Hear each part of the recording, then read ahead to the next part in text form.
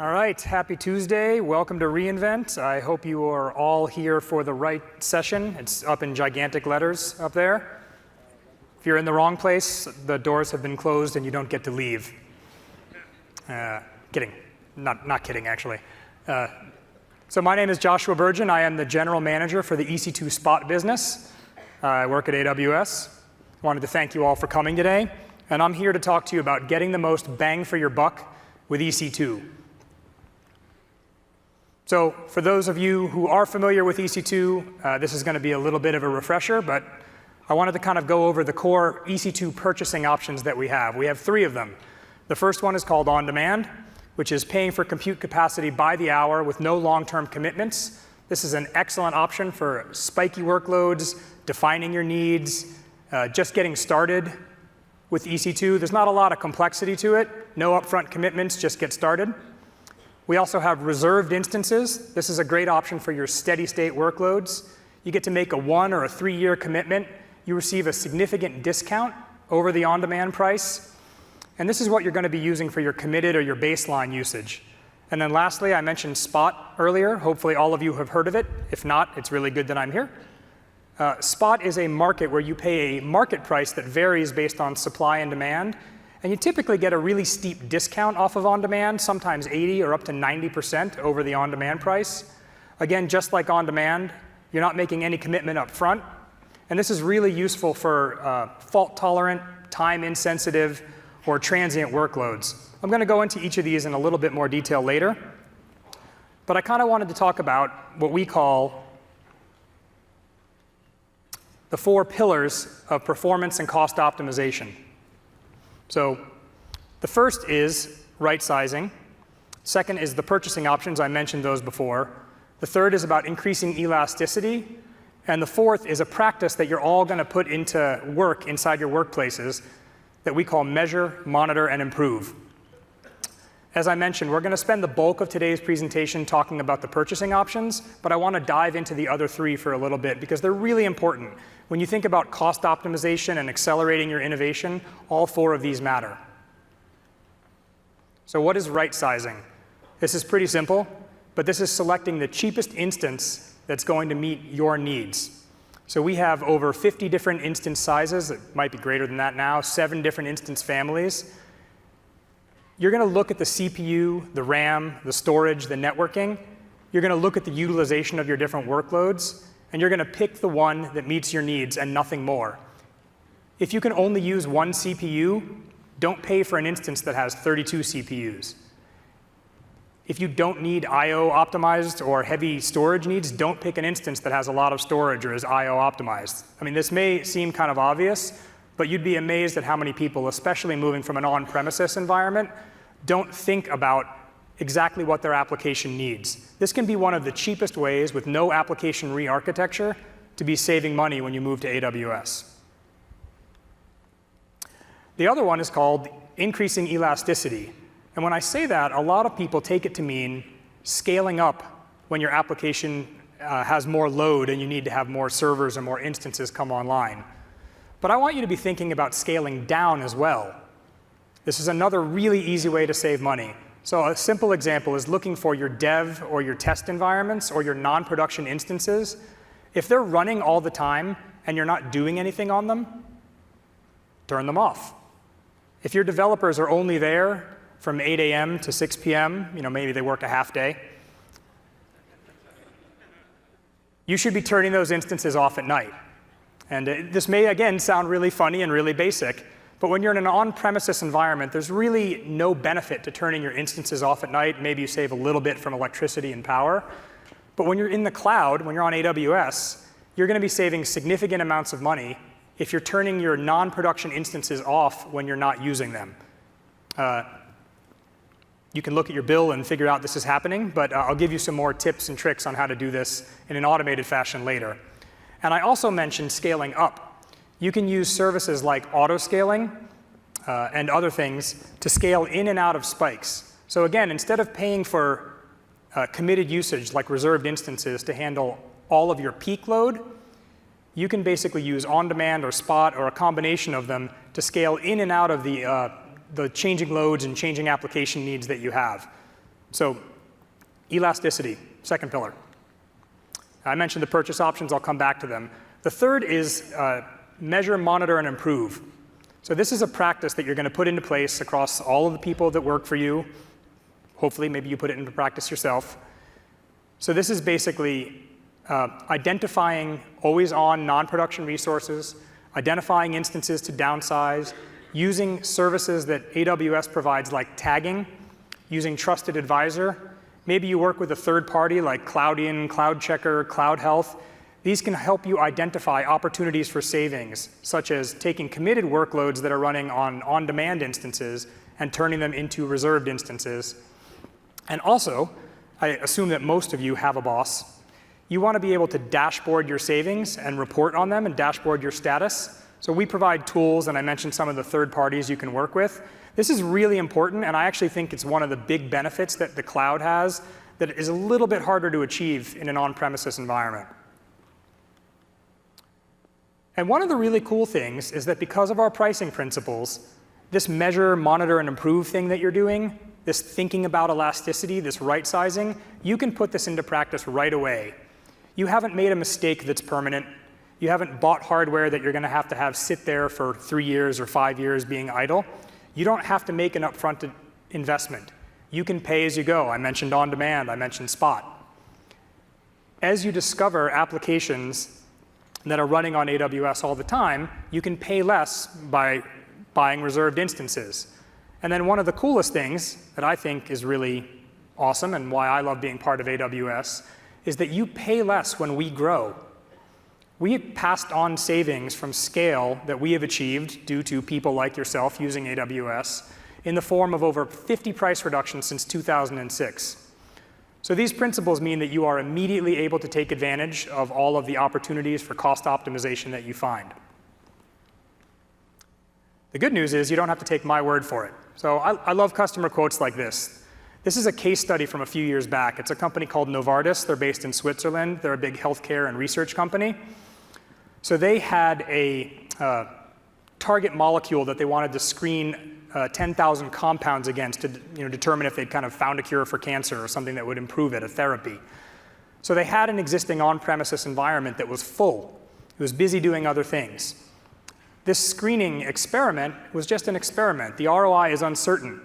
They don't know if it's going to work, if it's going to find anything that's valuable. So they're not going to simply shut off all of the production workloads. So their team identified that in order to kind of complete this computational chemistry, it would take 50,000 cores and a $40 million investment to build essentially a second data center just to run this experiment. Now, obviously, what happened is somebody said, we're not going to spend $40 million on an uncertain experiment. So they came to AWS, and what they ended up doing is using spot instances. They used 10,000 spot instances, actually representing 87,000 cores, so more than 50. And they completed that 39 years of computational chemistry in 9 hours for $4,200. 4,232, I think, is the precise number. Again, not a math expert. 40 million is big, 4,200 small, right? These numbers seem like crazy, but it's really the power of the cloud. And the amazing thing about it is they spun up this huge data center in the cloud using all these spot instances. They spun it down a few weeks later, and they just kind of walked away, right? Of course, I'd love everybody to go all in on AWS, but not all of you are ready to make that journey. If you are, that's great. But if not, we provide options where you can spin up like unheard of size, essentially second data centers, bigger than your existing on-premises data center, get your work done, get it done faster than you could have in your on-premises environment, get the results faster, and then kind of move on with your life. You're not stuck with your infrastructure being the bottleneck. So, I kind of think of this as time to results. Ultimately, you're probably not in the business of building infrastructure. You're in the business of doing science or finance or building mobile games, building a website, an e-commerce site. You want to get results to your users faster. You want to determine if your experiments are going to be valuable. And that's really kind of what we're talking about here, which is this is acceleration of preclinical R&D. So I just love these stories. All right, on to the meat of our discussion. 3 purchasing models, on-demand, reserved, and spot.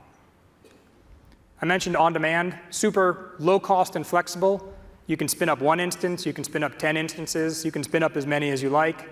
This is great for development and test, especially if you're learning on AWS. There's really no complexity to getting started here. You can let one user inside your environment get started. Or if you have an application that is short-term, it runs for a time-limited duration, if it's spiky, if it's unpredictable, and if it's not fault-tolerant, you're going to want to be using on-demand. So if you have an application that can't tolerate an interruption, this is kind of the purchasing model you should be thinking about.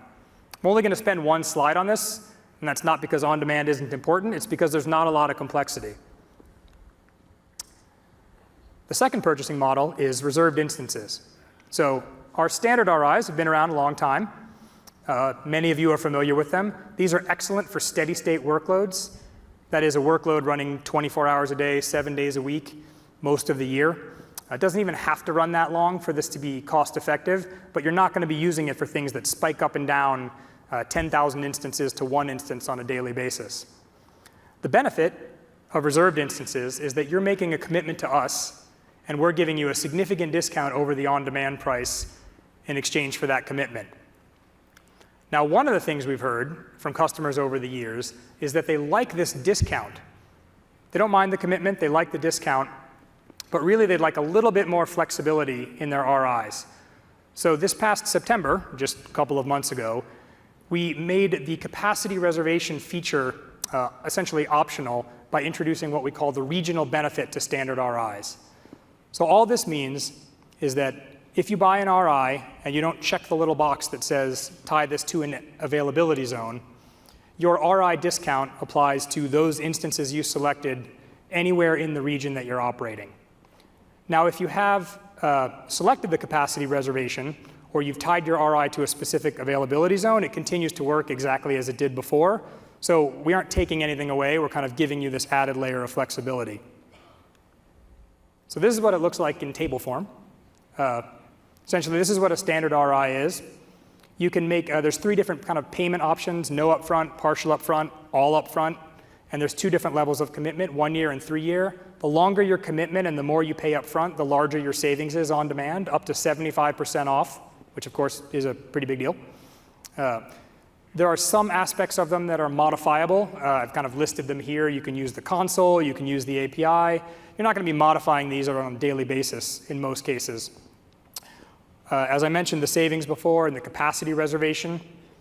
And then there are some limitations with RIs, right? One is that you can't change instance families. So what does that mean?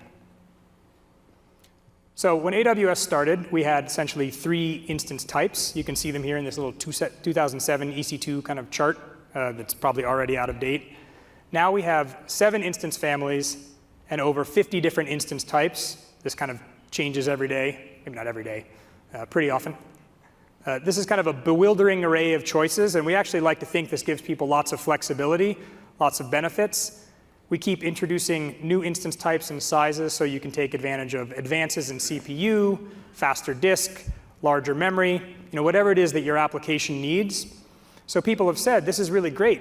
I love that you guys keep releasing all these new innovations in terms of hardware, but I feel kind of locked in with my RI. So could I get that discount but take advantage of new instance types and families? Answer is yes. So we introduced in September, when we introduced the regional benefit, something that we call the Convertible RI. So it's a new type of reserved instance that can be exchanged many times, or only once, or never, during the 3-year commitment for a reserved instance of equal or greater value. So what this gives you the ability to do is you could convert to a new instance family over this 3-year commitment. You could move from an R3 to a C3 to a T2 to an M4 to a new instance type that we haven't announced yet when it comes out. You can take advantage of new instance pricing. For example, if we make discounts and reduction in the rates. You can actually switch the OS from Windows to Linux to back. You can actually change even your commitment in terms of partial upfront or no upfront. And again, you can leverage that regional benefit I mentioned or tie it to a specific AZ and continue to get the capacity commitment. So these are what they look like compared to each other. They're very similar, a couple of key differences. One is that convertible RIs require a 3-year commitment. The second is that, as I mentioned, they're significantly more flexible. You can change instance families, operating systems. You can move from dedicated to standard tenancy and back. And then the savings are slightly different, right? You're getting up to a 45% savings over this 3-year period in exchange for that flexibility. So we're very excited by the changes in RIs and the additional flexibility. Hopefully these are scratching some of the itches that you guys have had over the years. So now on to the subject nearest and dearest to my heart as far as AWS goes, which is Spot. So Spot instances have been around since, I think, 2008. They are great for applications that are time or instance flexible. Maybe you have an opportunistic workload that you wouldn't otherwise run if it weren't really inexpensive to do so. Or maybe you're running an experiment like one of those ones I mentioned earlier. You could be working at Fermilab or Brookhaven, analyzing data from the Large Hadron Collider. Maybe you're out of space on your existing on-premises data center and you need to burst, but you don't want to make a large commitment. As I mentioned, maybe you have really urgent computing needs for a large amount of compute capacity. Because Spot instances can be reclaimed by AWS, we actually allow people to burst significantly larger than with the other purchasing models. And again, there's no commitment. So what does that look like? 90% savings. You can save up to 90% off of the on-demand price. Again, this is with no commitment, unlike the RIs, which have a 1 or a 3-year commitment. We provide free tools like Spot Fleet. This is something you can use to make use of all the different kinds of instances we have out there and maintain the size of your fleet or grow it or shrink it depending on your needs as the Spot instances come and go. If you're just getting started with Spot or you have a short-term duration limited workload that's between 1 and 6 hours, you can request what we call a Spot block. So that's an instance where you say, I need it for an hour or I need it for 6 hours. And if we have one available, it's designed to run continuously for that period of time. And again, as I mentioned, there's absolutely no commitment level. So Spot requires a little bit more explanation than the other two purchasing models. It's actually relatively simple. So it's a market where the price of compute changes based on supply and demand.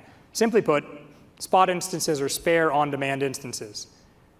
There's a market price and a bid price. And people get really tripped up around this concept. Hopefully this slide will clear it up for you. So if you take away nothing else from this presentation, make it be this slide. See this little arrow here? This is from our price history graph. It's available on our website. It's also available from the API. This is the arrow points to the market price. This is what you're going to pay. So in this instance, in this case here, in this availability zone, you're getting an 87% discount right now off of the on-demand price, no matter what you bid. So what do I mean by bidding? Bidding is essentially the maximum amount you're willing to pay. So let's say you bid 25% of the on-demand price. You can see this line up here. What that means is that any time the market price exceeded 25% of the on-demand price, we give you a 2-minute notification, time to wrap up your work, and then the instance, your instance is interrupted and we essentially reclaim it. So if you were bidding 25% of the on-demand price, you saved 86% off. So basically less than 20 cents per hour over this entire 1-week period in this example. So that's a pretty big savings, right? You're only paying 14% of the on-demand price. Unfortunately, you were interrupted 3 or 4 times. That's every time the green line kind of crossed the black line here. So another strategy you could use is say, I'm going to bid 50% of the on-demand price. If you bid 50% of the on-demand price, you were only interrupted once. That's that kind of spike up here. You still saved 85%. That's a 1% difference, right? Because you're only paying the market price. So taking it one step further, if you had bid 75% of the on-demand price for this kind of instance, for an entire week, you were not interrupted. You still saved 85% over the course of that week, and you didn't have to do any work. So there may be some people in the audience, especially if you're very familiar with Spot. I've heard stories of people getting PhD grad students to create bidding strategies, and I want to discourage that. Not that I don't like PhD grad students, but come work for me. No, you really don't need to do anything. If you can bid 75 or 100% of the on-demand price, you're never going to pay more than that. You're typically going to save 80 to 90%. You're going to face the fewest interruptions, and you're not going to be doing any work trying to figure Spot out. So don't wrap yourself around the axle about bidding and market prices. Just bid the on-demand price focus on your application. So those are the three purchasing models. Many people then say, okay, well, which one is right for me? That's kind of, I like to say that's the wrong way to ask the question. It's like picking one food and then surviving on it for the rest of your life. So you have to have a balanced meal. In case you're wondering kind of which purchasing model is which food, whichever one your favorite is, that's Spot. Even if it's not on here, that's also Spot. So completely seriously, you're going to be using a combination of all three. So you're going to use reserved instances for your steady state workloads. I mentioned this earlier. You can save up to 75%. There's no orchestration overhead. You really have no reason not to be using this once you're somewhere along your AWS journey. You can set up multiple auto-scaling groups, as an example, to use Spot, to use on-demand. You can scale up and down using Spot, on-demand, or a combination of both, and I'm going to go into some examples that do this. You might not look exactly like this. You might look more heavy on the reserved instance side or less heavy, more heavy on Spot. You might not be using very much Spot, and I'll kind of go into that as well. But this is really what you should be thinking about when you're thinking about EC2. You're unlikely to be 100% reserved instances or 100% on-demand or 100% Spot. I rarely see that even with customers who are only using AWS a little. So let me give you an example of this. How might this actually work for a hypothetical web application? So this is a three-tier web app. And you can substitute in your mind any similar three-tier application. Up here in the front, we have incoming HTTP requests that are routed through a load balancer, in this case, Amazon's ELB, Elastic Load Balancer. I then have multiple auto-scaling groups, and I'm using multiple availability zones. These are where my instances are running. That's that A and B thing you see there. Then I have a second tier with an application tier. Maybe that's a little more stateful. Maybe it's running a cache layer to persist results for better performance. And then on the back end, I have some kind of redundant data store, maybe Amazon RDS. Doesn't have to be these things. So first, a little bit, I mentioned this earlier. How am I going to make this work? How am I going to cost optimize across these three tiers? The most important thing to start with is tagging. So tagging is going to help you explain your costs. It's going to help you allocate charges to the right team or the right environment. And it's going to identify opportunities for you to save money. This is basically metadata. Tagging is great. And just for you guys, special deal today, I'm going to give you 10 tags for free on every EC2 instance. For those not laughing, they're always free. And you always get 10. That would be a really good deal, though. Right, so tagging is really simple. These are key value pairs. You can do whatever you want with them. You can identify who launched the instance. You can say this is part of the test environment, the dev environment, the staging environment, the prod environment. You can say this is part of my application tier, my web site. This is part of my database tier. This basically lets you do reporting and dashboarding later. So tagging is super key. It's not very hard to do.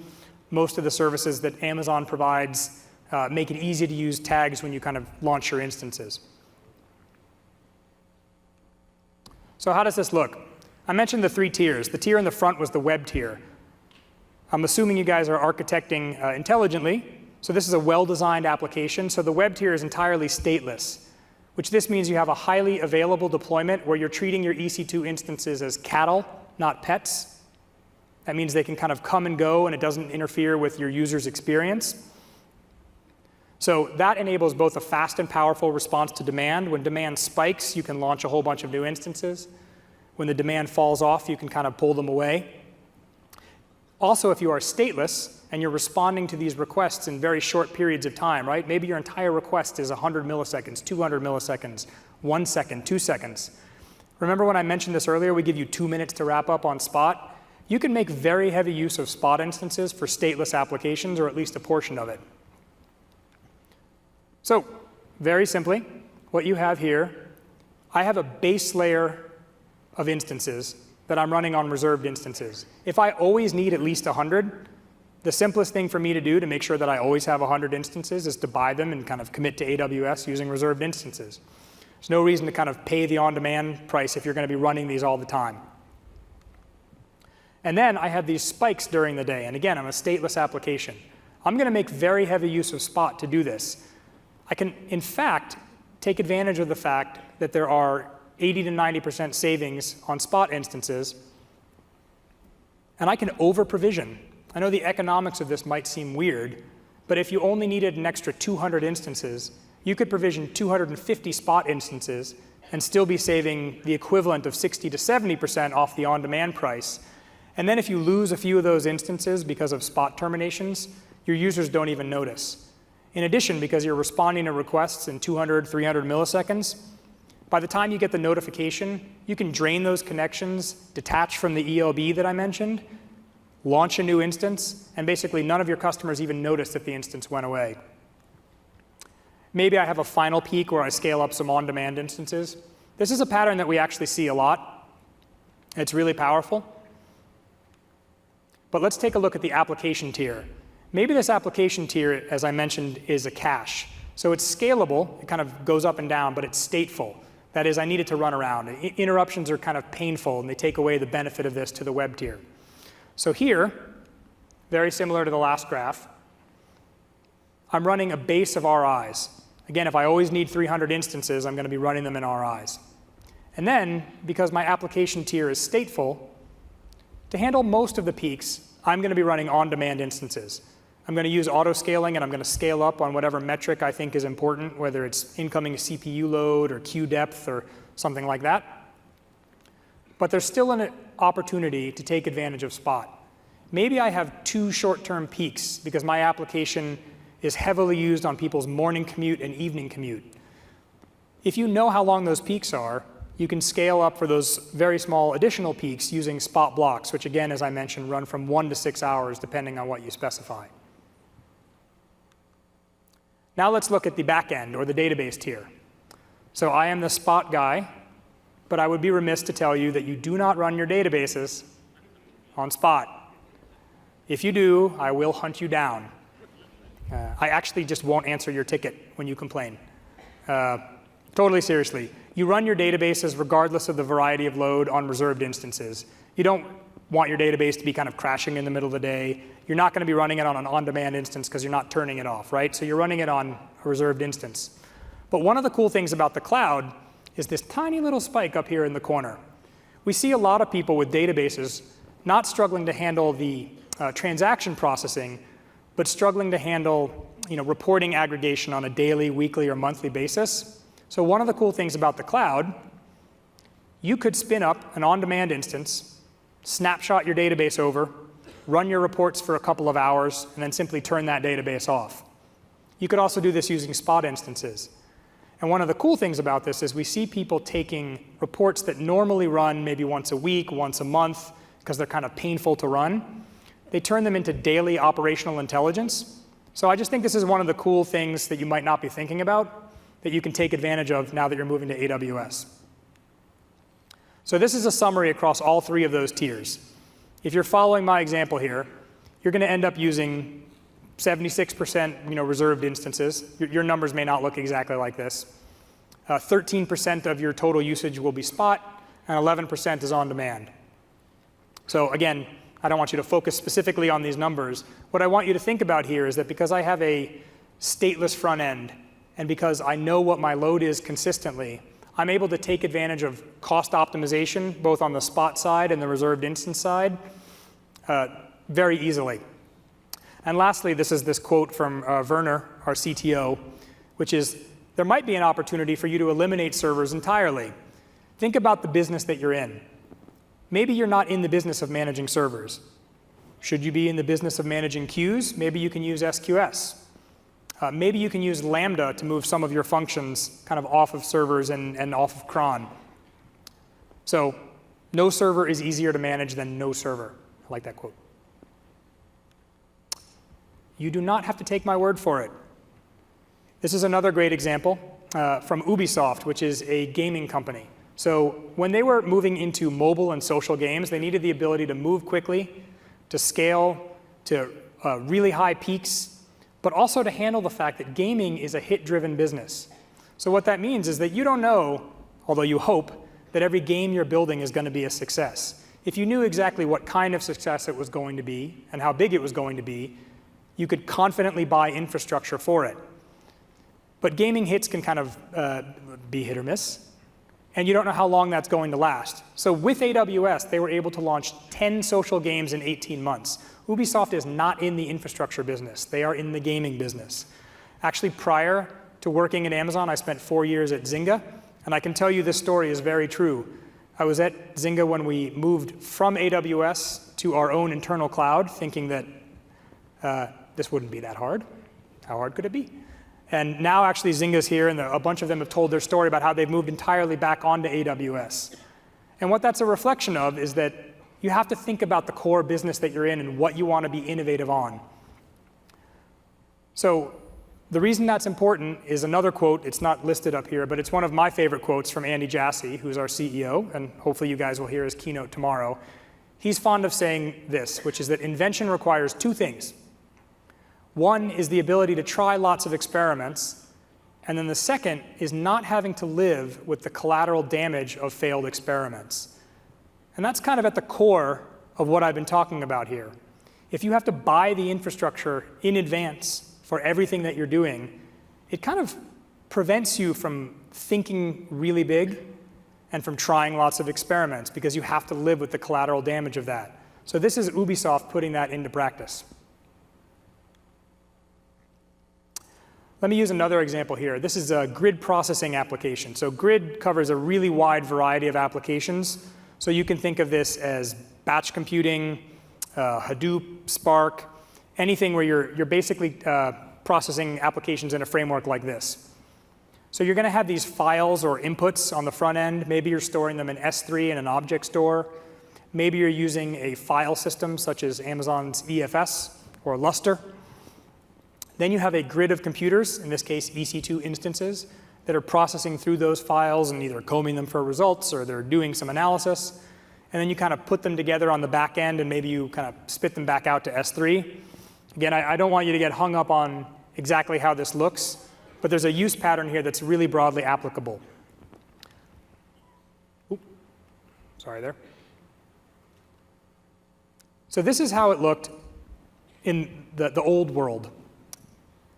If you were in an on-premises environment and you had these grid computing jobs, if you wanted to serve all of them, this is what you would do.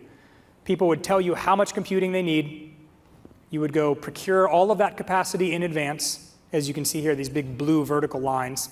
You deploy all those servers, and then you'd be able to serve all the incoming needs. As you can see, having to buy those servers in advance, and because your amount of usage varies on a daily or weekly basis, you're going to have a lot of unused IT resources. You could do this. I've actually never seen this happen in 20 years of working in IT. I've seen this. So people manage their finances very closely. So what that means is they're only going to procure as much capacity as they're sure they can use to a very high degree of utilization. So what that means is each time you procure capacity, you're not procuring to your peak. You're procuring to what you can determine that the ROI is positive for. So that means all of those previous high peaks that people might need for an experiment or doing something for a short-term basis, you just shave those off. Now, this might sound good financially, but there's an actual business impact to that, right? You're delaying somebody's project, which doesn't sound very good to me, especially if it's my project. But you could do this in the cloud. So if this was the model you're following, and you want to keep things really simple, and I've actually seen this happen, you can simply buy 3-year reserved instances. You can save 75% off the on-demand price. You can make your purchases in big blocks every time you anticipate needing new chunks of compute. I don't really have that much problem with this. But here's what happens. Again, I mentioned this. If you are central IT, you are trying to get this orange line, which is your grid utilization, as close to 100% as you possibly can. So every time you see a big dip, like you see here on the right, that represents wasted computing resources. If the line stays down around 20% most of the time, your bosses are going to come to you and say, why did we buy so much extra compute? Why is utilization always at 20%? Why can't you get it to be 100%? The answer is the conflicting goals of the business and central IT. So here, when that blue line is at 100%, central IT is super happy. But most of the time that it's at 100% in your grid, you have jobs sitting in a queue. You might have people waiting for a day, a week, a month. People might just be giving up.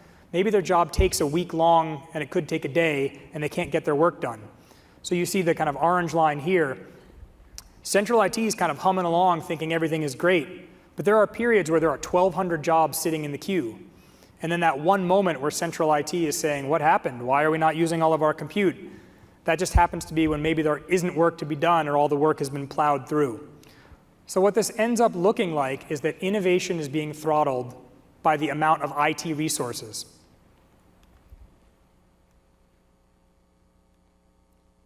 So what you want is a model that can look something like this. You want to be able to accelerate projects by getting access to higher capacity when you need it. You can enable new demands for computing. You can get shorter wait times, greater agility, faster innovation. These things all sound great. But obviously, you still don't want to be spending too much money and having lots of idle compute resources. So this is the new way in the cloud. This is with AWS. So you're no longer throttling innovation through IT. Your base usage is covered by our eyes. You can still see that step function slowly over time. You're using that for the profitable, steady state parts of the business. You're using on-demand for your workloads that are not fault tolerant, that are spiky, that have been sitting in the queue. And then if you have those users that are crying out to get their needs met, but you don't know what the ROI is, you're giving them spot instances. You see these huge spikes here? You can enable hundreds of additional instances. You can double the size of your footprint for very inexpensive amounts. And one of the funny things that we encounter is that people say, my job isn't fault tolerant, I can't handle interruption. But you would be surprised how high the ROI is for an engineer to get access to a 10,000 core data center for $100 an hour.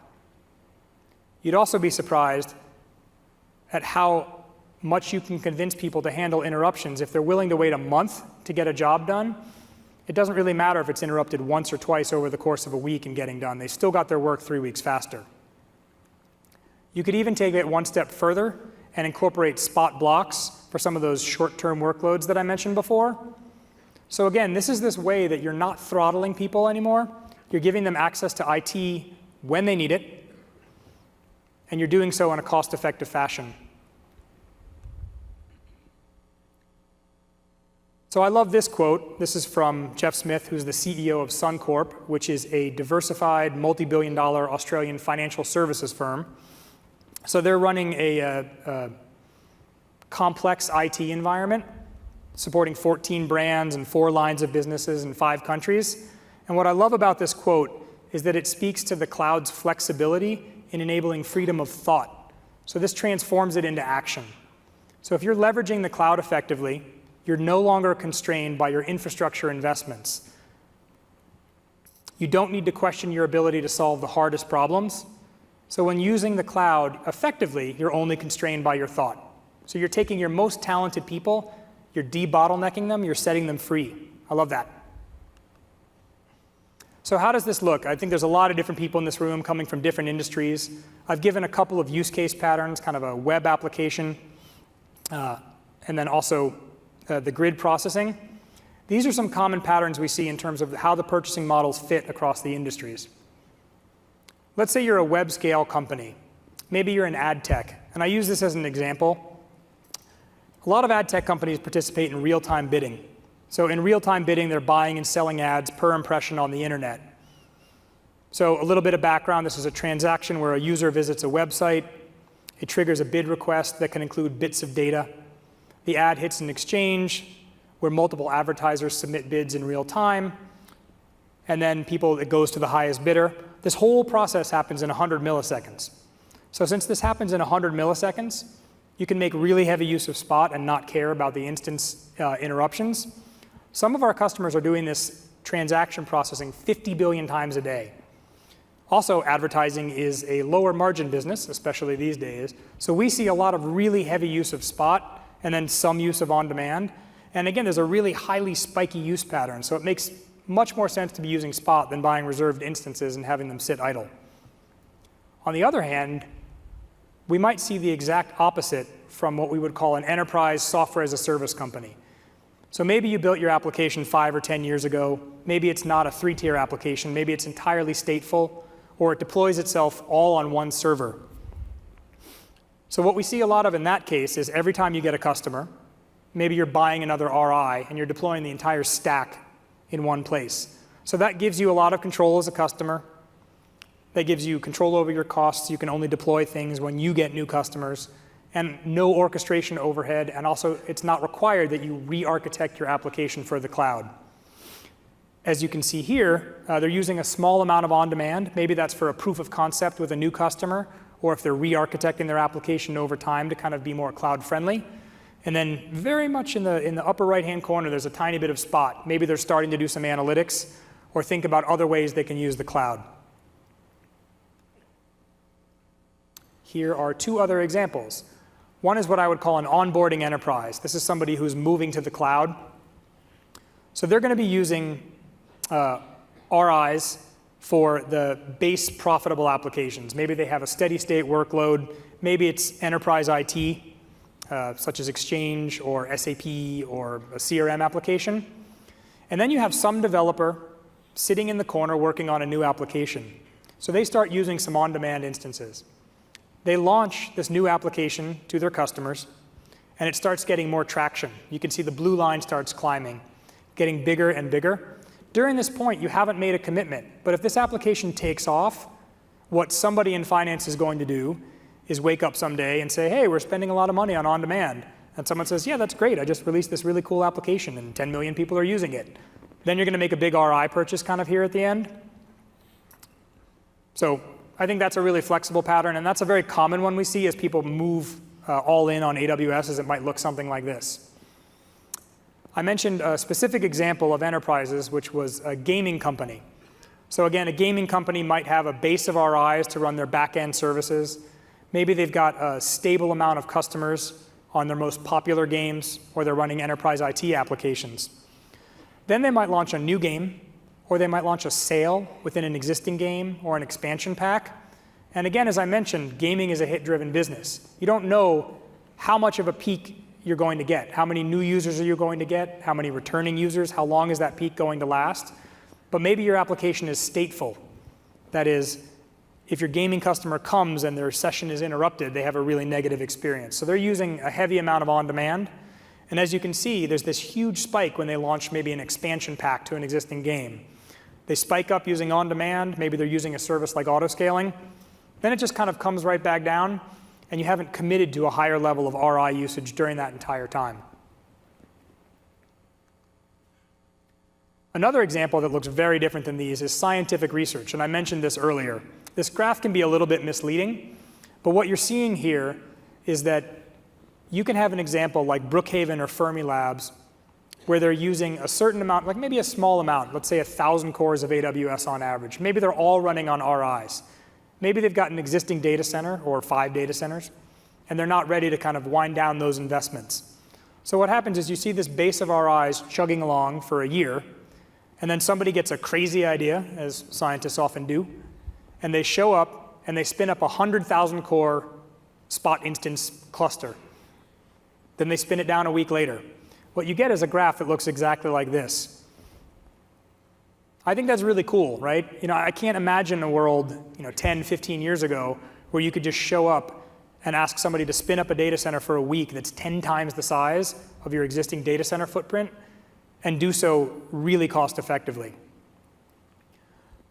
If you look at this kind of across like a generic technology company, what you might see is something that looks a lot like this. I've mentioned it a few times. You're going to have a base of RIs running your enterprise IT applications, your databases, your big monolithic applications. You're going to be using on-demand for your stateful app tier and so forth. And then you're going to be using Spot for big data analytics, for experiments, for new businesses, for your dev test workloads. If you're running Jenkins, we actually have a Spot Fleet plugin that's almost no lines of code, and you could be saving 90% on your dev test instances. So I've given you, I think, 6 examples here that make it look like in every industry there's kind of one use case pattern. So hopefully I've covered a fair amount of you. But actually what we see is something that looks more like this. Maybe a lot of you are from one company, but you serve a specific function. So this is another thing that we actually see quite a bit of as people move more heavily into AWS. If all of your workloads are on AWS, it's going to look something like this. Your data science team, if you're making heavy use of EMR, Hadoop, Spark, grid processing, that is perfectly suited for Spot. You're going to make very heavy use of that. Some of these things, like the core nodes on EMR, are going to be running on on-demand or reserved instances. But data science can be highly spiky. Maybe you're training a machine learning or a deep learning model, doing some AI experimentation. You need access to the maximum amount of compute. Maybe you have no idea what the value is going to be. We see a lot of Spot usage in that area. I mentioned this before, new app development. This is a developer. When I say sitting in a corner, that sounds bad. But I mean like off by themselves. Maybe he or she has kind of come up with a great idea. And the cool thing in the cloud is they don't have to go ask somebody to spin up a bunch of servers for them. If you've given them the access to this and told them to use tagging, they can go ahead and fire up an on-demand instance. And then as their application becomes better developed, gets launched to the market, if it's unsuccessful, you haven't made a huge commitment. If it is successful and you see this huge spike, I mean, I hope you would be happy. The next thing you can do is kind of make an RI purchase and kind of cut your costs down. But you can do that to cover the instances that are already running. So it's kind of cool that you really don't have to plan in advance. And the last thing I mentioned was test and development, which is if you're running a test environment or a non-production environment, especially if it doesn't have to be up 24 hours a day or if the size of the test and the development you're doing varies, you can also make very heavy use of Spot. We have one customer, Lyft, ride-sharing company, and they saved $15,000 a month using 4 lines of code by moving their continuous integration environment, which uses Jenkins and Docker, over to Spot. So I mean, $15,000 a month, 4 lines of code. That ROI is pretty good. So let me kind of go back and recap this for you. There are 4 pillars of optimization. Right sizing, right? The cheapest way to save money is to not pay for resources you don't use. I am continually amazed, and I guess I shouldn't be. I started out my career in IT and in systems engineering. Of people don't know how much CPU or RAM or disk their application is using, so they tend to over-provision. Good news, again, this is okay. You're not making huge commitments if it's an on-demand instance. Try a smaller instance out. See if your application works. Figure that out. Encourage people to do that. Increasing elasticity. So that means both scaling up only when you need it, but also turning things off. Right? Nothing is cheaper than not having something running. Measure, monitor, and improve. So again, this isn't a one-time thing. This is a practice you're going to put into place. I mentioned it earlier in terms of right sizing. That can actually be a continual activity where you're looking at how your application works, how it runs. Does it scale with CPU? Could you kind of architect it in a more less resource-intensive way? Figure that out. Use tags. So tagging. I mentioned this. Again, tags are still free. 10 of them per instance. The customers that seem to do the best with optimization make the best use of tags. It's a really simple way, right? It's just some metadata. They're very flexible. And services, like I mentioned, like Trusted Advisor from AWS, or third-party services from Cloudian, CloudCheckr, Cloud Health, and others, they also make heavy use of tags, right? This is how you're going to identify opportunities that you're not going to find yourself. You don't have to assign a team of people to monitor your environment. You can use tags to kind of help you do that. There are these 3 core purchasing options, right? You're going to want to have a balanced meal. You're unlikely to use 100% Spot, 100% reserved instances, 100% on demand. Typically, when people come to us and say, I need to cost optimize, I need to performance optimize, we kind of point them back to this and we say, have you looked at Spot? That Lyft example I gave earlier, since he's not in the audience, I can tell this joke, is a friend of mine, and he came to the office and said, we're spending too much on AWS. And I said, well, you know, Spot, there's this great thing, you save 90%. And he's like, really? Where have you been hiding this from me? And I'm like, nowhere, right? But we release so much stuff that people kind of forget we have these things already in place. So if you're not looking at Spot, if you're not looking at reserved instances, you really should be. And the last is kind of architecting your workloads with performance and cost in mind. So again, some of this it's not required to move to the cloud, but the longer you stay on it, and I think there's a lot of sessions here over the next couple of days where people talk about this more in depth. If you're moving from a monolithic to a service-oriented architecture, or you're moving from an on-premises environment with a fixed kind of data center size to the cloud where it's highly elastic, over time you're going to be wanting to invest in architecting with performance and cost in mind. So that brings me to my summary. And I fully believe this, which is AWS is more cost effective in both the short term and the long term than on-premises environments. So you're going to be leveraging these 3 purchasing models. And you're not doing that just because I'm talking to you here today and I'm such a great speaker. You're doing that because you get the freedom to build unfettered, right? Your IT infrastructure and costs and purchasing model and the length of time it takes are no longer the bottlenecks. As an example from my own past, I actually worked at Amazon for over 3 years back in the 90s when AWS wasn't even a twinkle in anybody's eye. And one of the things I remember the most is we started out as just a bookstore. This is not a new story. When we went to move from books to music, and then later to add video, when we went from one country, only being available in the United States, to being available in the UK and in Germany, it took weeks and months and tens, or I don't even remember, hundreds of millions of dollars in kind of IT infrastructure planning to get the environments in place. That's all a thing of the past, right? You can expand to multiple countries using our very broad footprint. You can scale up and down as quickly as you can think of new business ideas and write the software to do so. You're going to gain the freedom to get real value from your data. Again, you're probably not in the business of just spinning up infrastructure for its own sake. You want to get results. Maybe you're a scientist. Maybe your customers just want to get results faster from you, right? There was a study that Amazon did a while back that every 1 second delay on their website cost them something like $1.6 billion a year in revenue.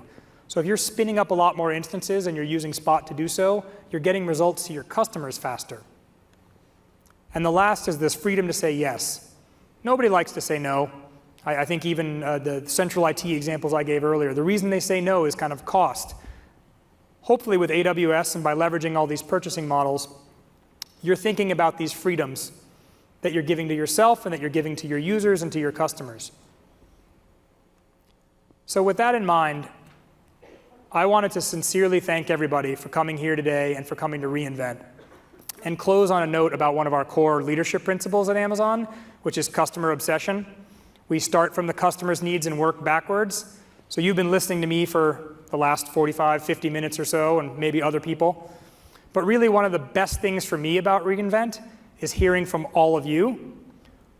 So in closing, I wanted to say, please remember to fill out your evaluations. Thank you again for coming, and I'll be available for questions for the next 5 minutes. Thank you.